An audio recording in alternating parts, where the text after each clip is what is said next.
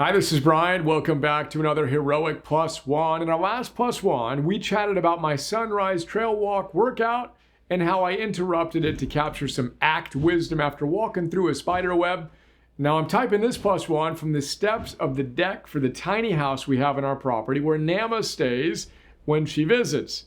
So, as you may recall, we talked about Stephen Hayes and wisdom from his great book, A Liberated Mind, which features wisdom from his great therapeutic philosophy called acceptance and behavior therapy, or ACT for short.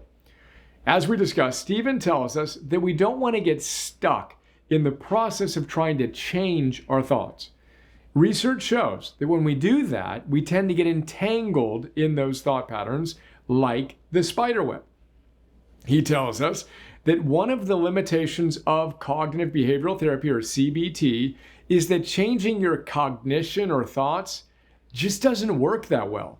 In fact, he says the most effective parts of CBT are the behavioral changes they encourage, not the cognitive. So, I repeat, his approach with acceptance and commitment therapy is to accept your thoughts and the challenges of life and then commit to living in integrity with your values. Repeat over and over and over again.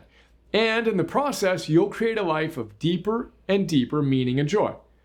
Now, I promise to share one of the ways I've been practicing this. Here it is.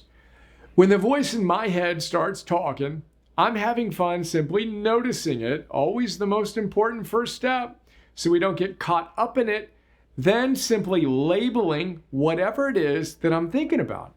Maybe I'm planning or comparing or criticizing or any range of things that might take me out of the moment I'm in. I notice the thought, then I label the thought. Then I repeat the label 3 times. This is another idea inspired by him. Planning. When I notice myself obsessively kind of planning, moving things around. Planning. Of course, that's helpful at times, but you want to notice, for me anyway, when it gets a little bit too much. And then comparing.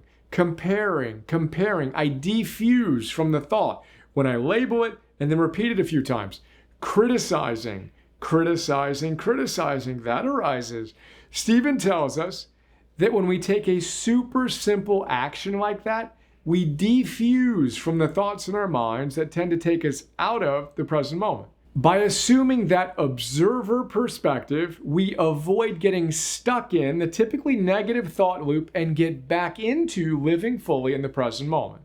It's a really powerful micro tool.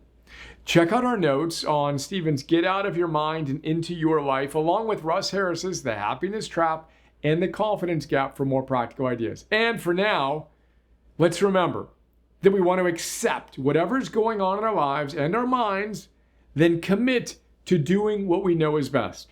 Let's get out of our minds and into our lives today.